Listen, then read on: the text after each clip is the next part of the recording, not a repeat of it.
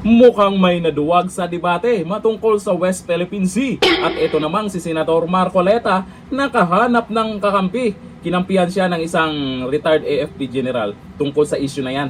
Dapat talaga matuloy para malaman natin ang katotohanan, hindi puro chismis lang. O ayon dito sa balita ngayon, Supreme Court Justice ka? Sinabi mo mahinang abogado ang nagbatikos sa'yo? Ayon po yan kay retired general po, ha? Retired AFP general. Hinahamon ka ng debate pero atubili ka at dami mong kondisyon. Ito ang matapang na pahayag ni retired Major General Romeo V. Pocis laban kay dating Supreme Court Associate Justice Antonio Carpio.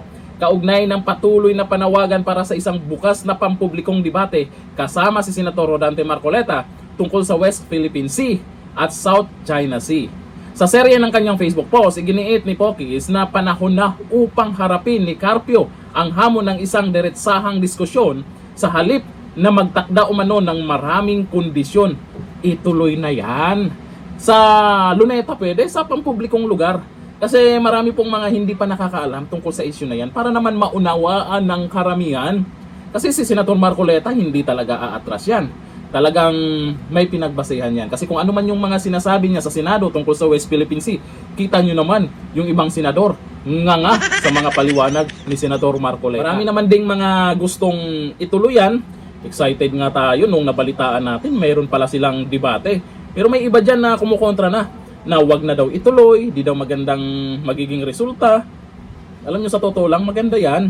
Yung hindi naman yung debate ng mga kung ano-ano mga sasabihin dyan sa tabi-tabi, yung maayos na debate.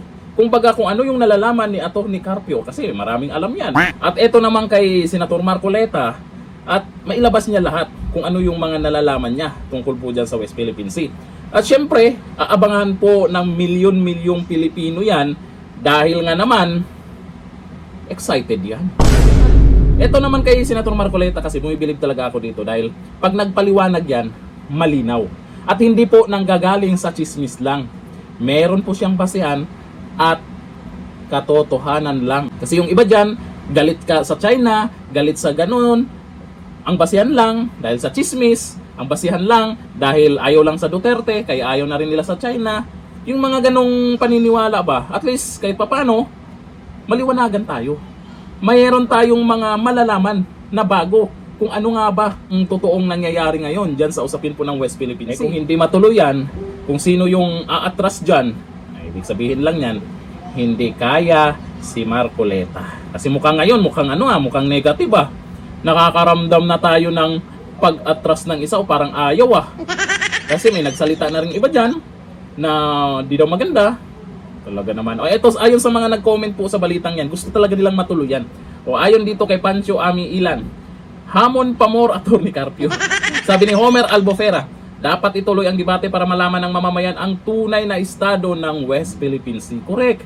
Sabi ni Leon Kabahit, sige ituloy po ninyo para ma-educate kami na walang alam about sa West Philippine Sea. Yan din ang isa kong gustong mangyari. Kasi tayo naman, hindi naman lahat ng nangyayari dyan o sa usapin ng West Philippine Sea ay alam na natin. Ay yung iba kasi galing-galingan, galit-galitan agad, hindi natin alam yung totoong kwento tungkol dyan. Sabi ni Erid Yahub, puro lang kasi yabang eh. Kung talagang magaling kang abogado, lumaban ka ng debate, Carpio. Abangan natin yan kung ano yung magiging desisyon nila. Kasi para sa akin, ngayon pa lang, lamang si Marcoleta. Ganito lang, thank you. Bye.